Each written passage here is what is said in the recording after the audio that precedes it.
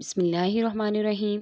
السلام علیکم معزز سامعین کرام، محرم الحرام کے روزے گزشتہ سال کے گناہوں کا کفارہ ہے۔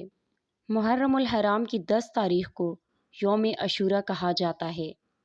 حضرت ابو ہریرہ رضی اللہ تعالیٰ عنہ سے روایت ہے کہ نبی پاک صلی اللہ علیہ وسلم نے ارشاد فرمایا، جو شخص عاشوراء کے دن اپنے گھر والوں پر کھانے پینے میں وسعت کرے گا، اللہ رب العزت پورا سال اس کے رزق میں وسعت عطا فرمائیں گے۔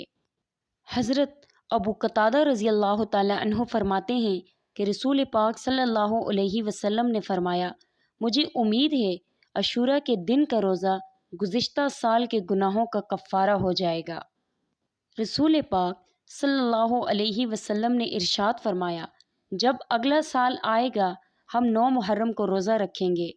ابن عباس رضی اللہ تعالیٰ عنہ بیان فرماتے ہیں، اگلا سال آنے سے پہلے رسول پاک صلی اللہ علیہ وسلم کی وفات ہو چکی تھی۔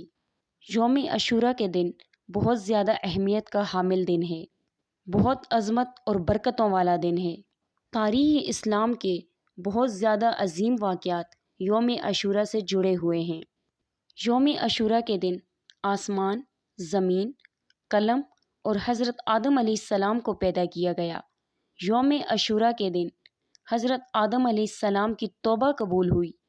یوم عاشوراء کے دن حضرت نوح علیہ السلام کی کشتی سیلاب سے محفوظ ہو کر جودی پہاڑ پر ٹھہری۔ یوم عاشوراء کے دن حضرت ابراہیم علیہ السلام کو خلیل اللہ بنایا گیا اور ان پر آگ گل گلزار ہوئی۔ یوم عاشوراء کے دن حضرت اسماعیل علیہ السلام کی پیدائش ہوئی۔ یوم عاشوراء کے دن حضرت یوسف علیہ السلام کو قید خانے سے رہائی نصیب ہوئی اور مصر کی حکومت ان کو ملی۔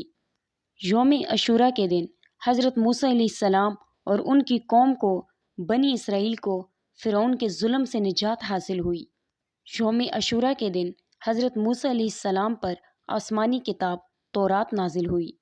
یوم عاشوراء کے دن حضرت سلیمان علیہ السلام کو بادشاہیت ملی۔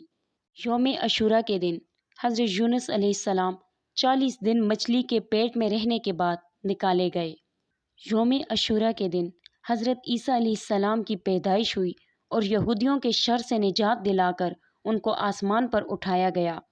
یوم عاشوراء کے دن حضور اکرم صلی اللہ علیہ وسلم نے حضرت خدیجہ رضی اللہ تعالی عنہا سے نکاح فرمایا۔ یوم عاشوراء کے دن نواسۂ رسول صلی اللہ علیہ وسلم اور گوشہ جگر فاطمہ رضی اللہ تعالی عنہما کو میدان کربلا میں شہید کیا گیا۔ یوم عاشوراء کے دن قیامت قائم ہوگی۔